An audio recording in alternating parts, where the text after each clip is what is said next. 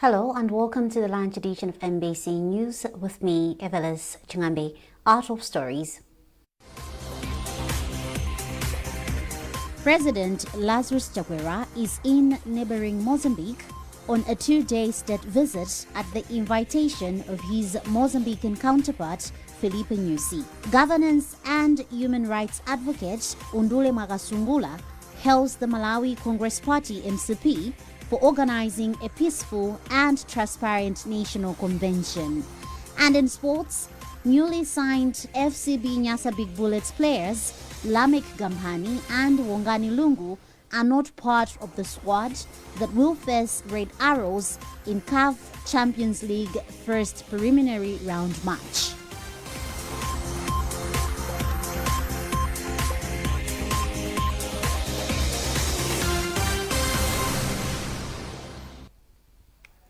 Thank you for joining us. Now the news in detail. President Dr. Lazarus Chakwera is in Mozambique on a two-day state visit at the invitation of his Mozambican counterpart Felipe Nyusi. Dr. Chakwera says his visit to neighboring Mozambique is, among others, to strengthen bilateral relations between the two countries. Meanwhile, officials at Nacala port in Mozambique have described the port as an untapped opportunity for Malawian importers and exporters. Justin Guel has more in this report.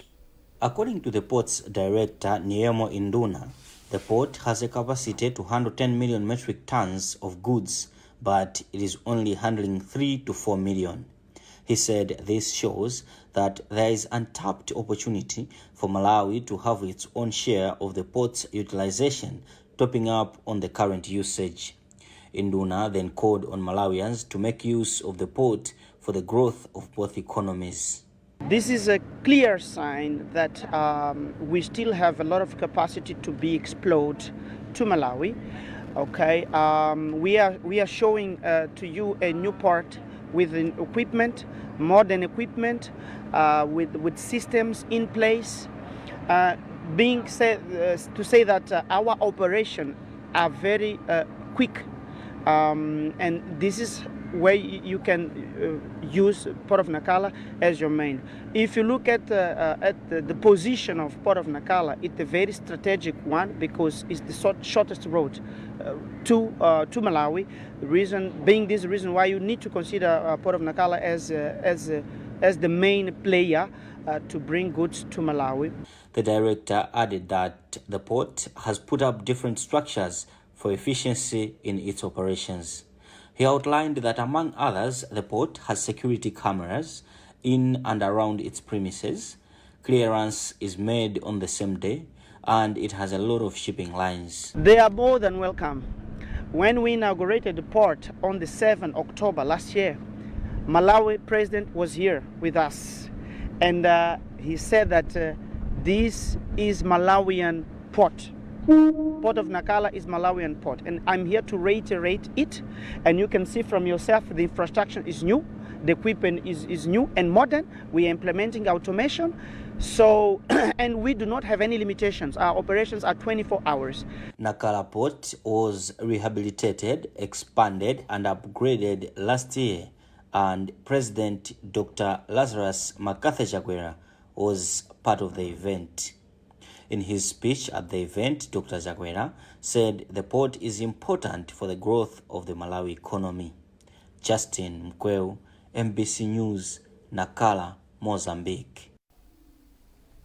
From Maputo, Mozambique, President Chakwera will proceed to Harare, Zimbabwe, where he will attend the 44th SADC Summit.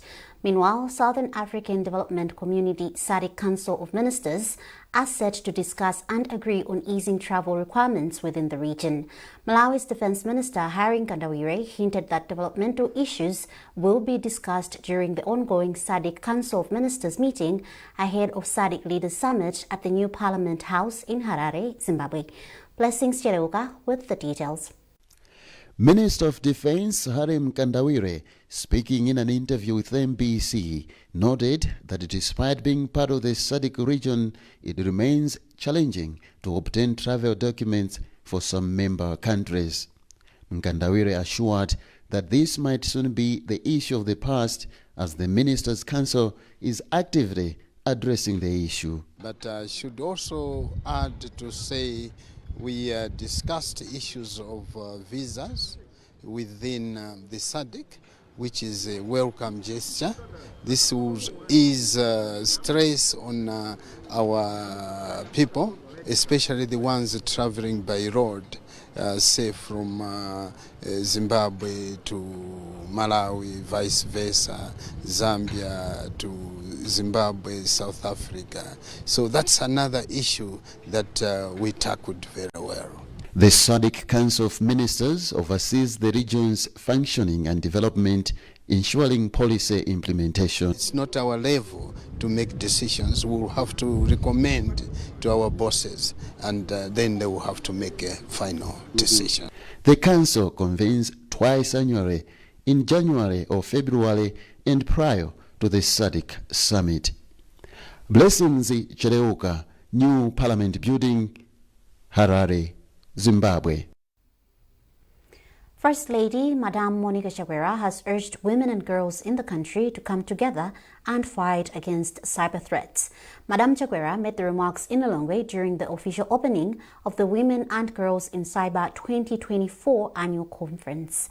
Olive Perry with a report. The Women and Girls in Cyber conference seeks to encourage and empower young women to pursue careers in cybersecurity. Speaking during the official opening ceremony of the conference, First Lady Madam Monica Chakwera said the digital world has brought many opportunities but also serious challenges, as evidenced by the rise of cybercrime. Madam Chakwera said women and girls need to have knowledge and skills that are crucial in the fight against cybercrime. She said if women thrive in the cybersecurity, everyone benefits from a safe and more inclusive digital landscape. Imagine a world where every woman and girl, no matter where she is from, has the knowledge and the skills to protect herself and her community online. A world where cyber threats are met with resilience and innovation, driven by diverse perspectives and talents of women leaders.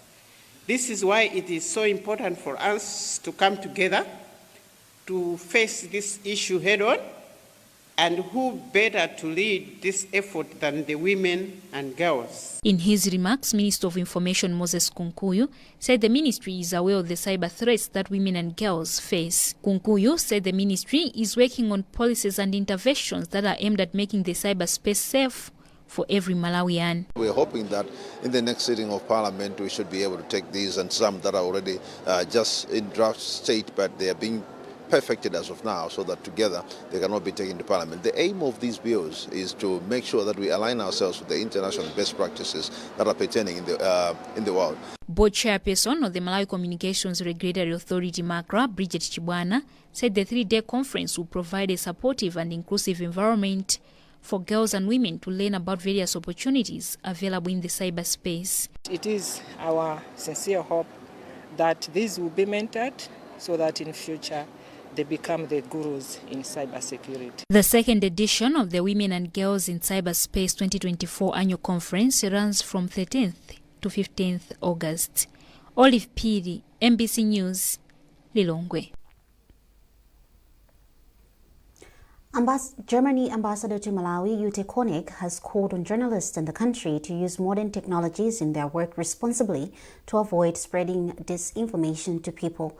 Ambassador Koenig was speaking at Malawi University of Business and Applied Sciences MUBIS during a 2-day campus international conference. More in this report by Alufisha Fisher, being read by Hilda Ngomano. Ambassador Koenig said although technological advancement has helped journalists in disseminating information very fast, it has also brought in challenges of disinformation and fake news.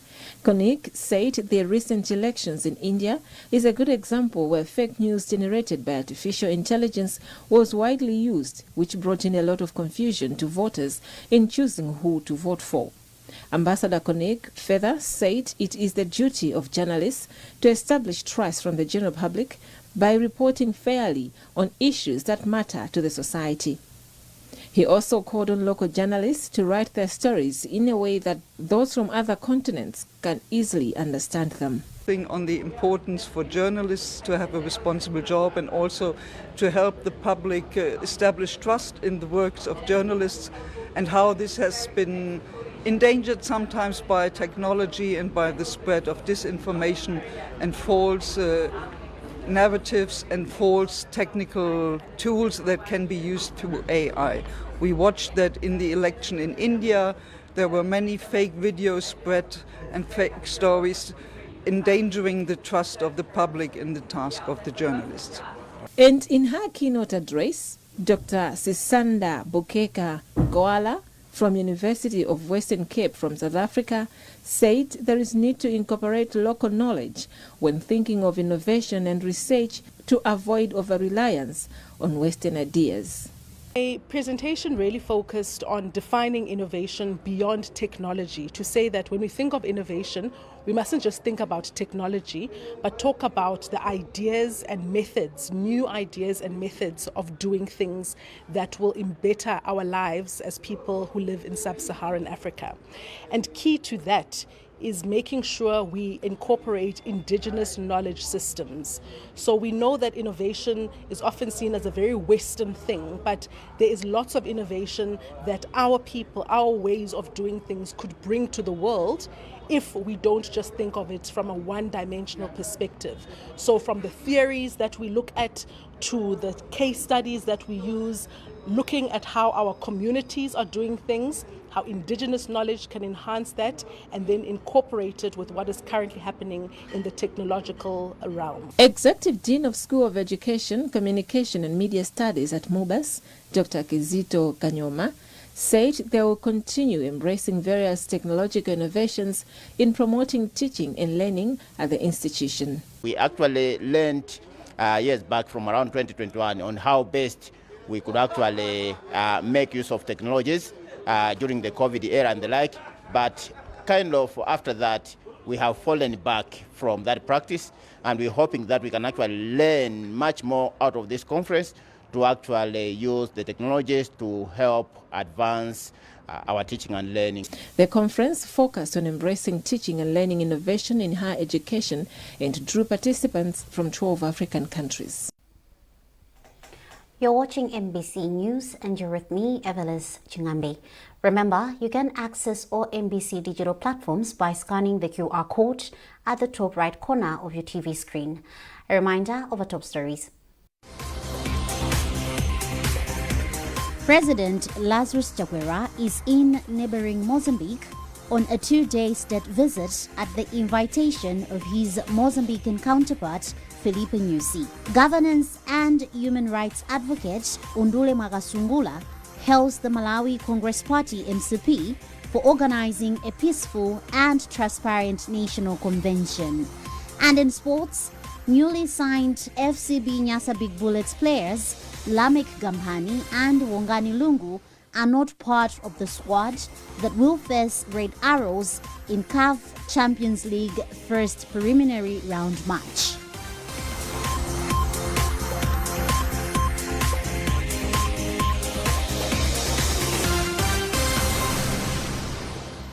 We asked the children, how many of you brushed this morning? And this little boy, his hand didn't go up. And I said, well, why didn't you brush this morning? He said, my brother was using the toothbrush. If I'd waited for him, I would have been late for school. I'm sorry, I get a bit emotional when it comes to that. To be able to change a child's life, to be able to bring back that confidence about their smile, for me, is phenomenal.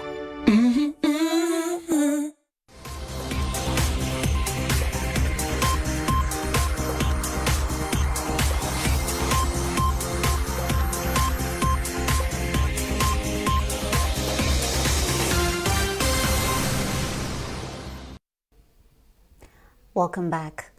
Governance and human rights advocate Undule Magasungula has hailed the Malawi Congress Party MCP for organizing a peaceful and transparent national convention. Magasungula told MBC that the convention is a clear demonstration of democracy at work. He explains. Honestly speaking, they just held Malawi Congress Party convention was a success. I think others might have their own views, looking at how they could assess the convention. But I think the convention was a democracy in action, with a peaceful and well-organized process that allowed every delegate's voice to be heard. And this sets an example of how political conventions in Malawi should be conducted, in emphasizing unity, maturity, discipline within political parties.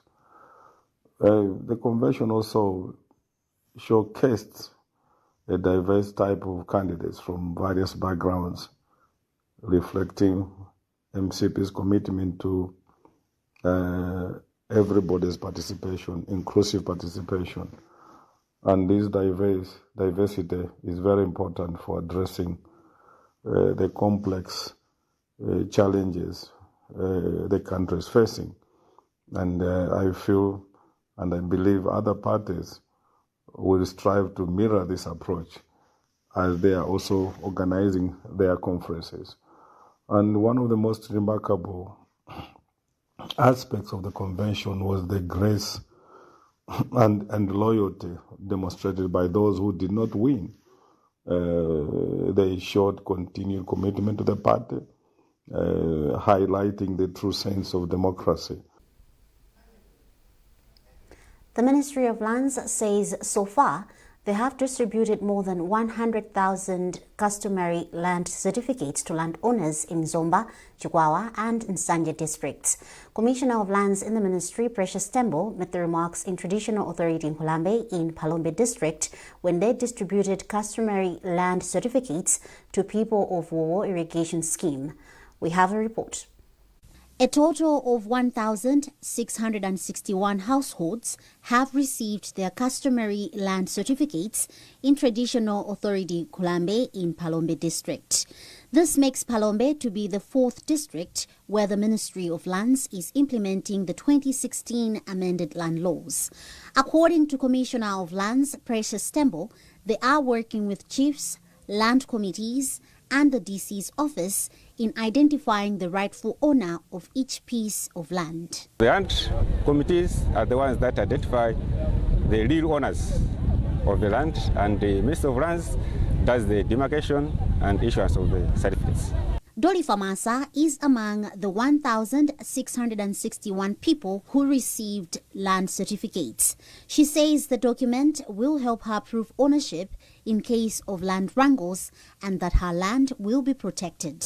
According to the ministry, the certificates are the final identification of customary land ownership and will be passed to generations according to the cultural practices of each particular area. These certificates are given on land which is customary.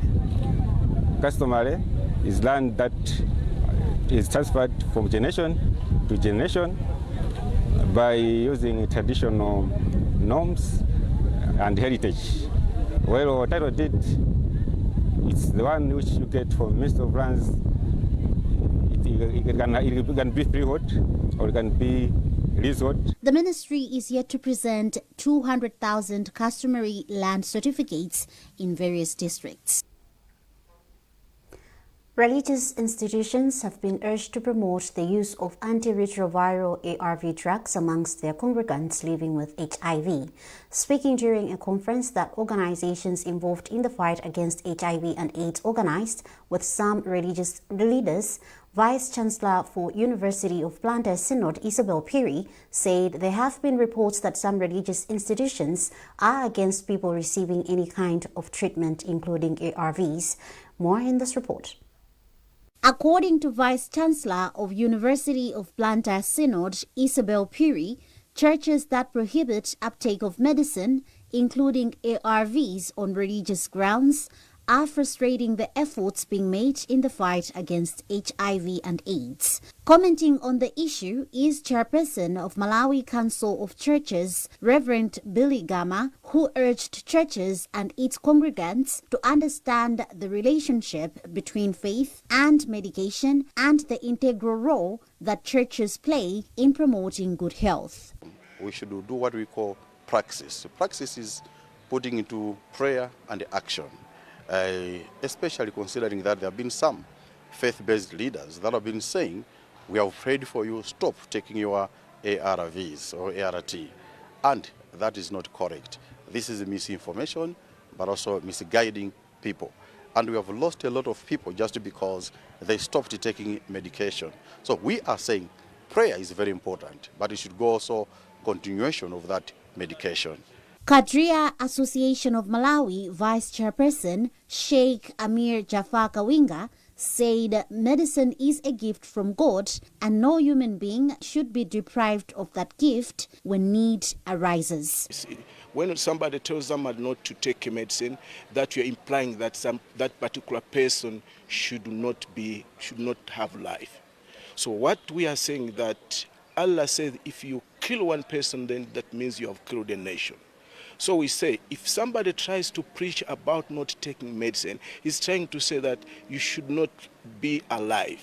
So we're saying as religious leaders, we have got that responsibility to make sure that this nation of Malawi, everybody is healthy, everybody is alive, so that we build Malawi. A report by UNAIDS indicates that in 2023, there were 11,000 AIDS-related deaths and 13,000. The Transformative Leadership Program has been described as a game changer in the transformation of education in classroom and beyond. LEAP Africa Executive Director Kehinde Ayeni made the remarks at the opening of a 3-day refresher training for 27 outstanding teacher mentors in Blantyre. Naomi Kamyango has more. The teacher mentors will in 3 days undergo a review of modules that highlight the concept of transformative leadership. This will also inspire and empower the teachers to believe in themselves and their abilities to transform themselves and their communities through the development of requisite leadership skills. LEAP Africa Executive Director Kehinde Ayeni said it was pleasing that the program has helped to fill the capacity needs of teachers to manage the leadership capacity of their students, adding the program has also enabled teachers to deploy creativity beyond what different subjects provide or demand. We've seen the impact of the Transformative Leadership Program outside of the classrooms in terms of the peer learning and the cascading of this program to their peers, teachers in the schools where they already work, the impactation of the program into the scholars themselves, and of course the translation of this into significant projects in their communities as Give Back Project. Now the Give Back Project is a very innovative, novel approach that we've adopted over time. What it has helped us to do is to go into the community, engage with the community, and improve the conditions in which the community operates or the lack in which the teachers themselves have identified. Introduced in 2018, LEAP Africa is implementing the initiative in partnership with CAMFED with funding from MasterCard Foundation. Susan Silika is National Director for CAMFED and she explains the impact of the program among students in the country. Most of them have been able to do well. We've got over a 50% transition into tertiary schools. Currently, we have almost 2,000 students in tertiary institutions, including those, some of them are at very prestigious public universities in Malawi. All this happened because of the mentorship that was done by the teachers with support of the training, the transformative leadership training by LEAP Africa. As part of the program, 860 teacher mentors and 16,329 scholars were exposed to the skills and mindsets required for transformative leadership. Melenjewa from Likuni Girls Secondary School is one of the 5 teacher mentors from Malawi doing the training. He has since praised the program, saying it has raised their levels of humanity. The participants from the training have been drawn across the 5 countries of Ghana, Malawi, Ethiopia, Kenya, and Uganda, in which the program is being implemented. Naomi Kamyango, MPC News, Blantyre. Moving on to sports, newly signed FCB Nyasa Big Bullets players Lamek Gampani and Wongani Lungu will not feature in the team's CAF Champions League first preliminary round match against Red Arrows. The two players, who recently joined the squad from Data Dynamos and Nzuzu City Hammers, were not included on the list of eligible players as their signings occurred after the team had already submitted its roster for the tournament. According to Bullets Chief Executive Officer Albert Chigoga, the duo will be available for selection in the next round of the continental competition. Chigoga speaks to Praise Majawa. Yeah, I may not actually be very detailed regarding the technical side of our preparations. I think I will leave that for the coach, but what I can say is that we are very prepared. All of us are very prepared for this particular match. We knew about this game a long time ago. We knew we would play against the Red Arrows of Zambia long time ago. So we are pulling in that direction. And we know that this game is coming very fast. And in terms of players, registration of players, you know, there are regulations that we are following. Players that we have just signed are not going to be part of this showdown. The first preliminary round, they are not going to be part of it. They will only be part of it if we progress to the second preliminary stage. So, yeah, Lamek and Wongani, unfortunate that they came very late when the CAF already closed for the registration of the first preliminary round. So second preliminary round, yes, we are going to register all our players that missed the opportunity to play at this stage. And that sports item concludes this edition of MBC News. A reminder of our top stories. President Lazarus Chakwera is in neighboring Mozambique on a 2-day state visit at the invitation of his Mozambican counterpart, Felipe Nyusi. Governance and human rights advocate Undule Magasungula hails the Malawi Congress Party MCP for organizing a peaceful and transparent national convention. And in sports, newly signed FCB Nyasa Big Bullets players Lamek Gampani and Wongani Lungu are not part of the squad that will face Red Arrows in CAF Champions League first preliminary round match.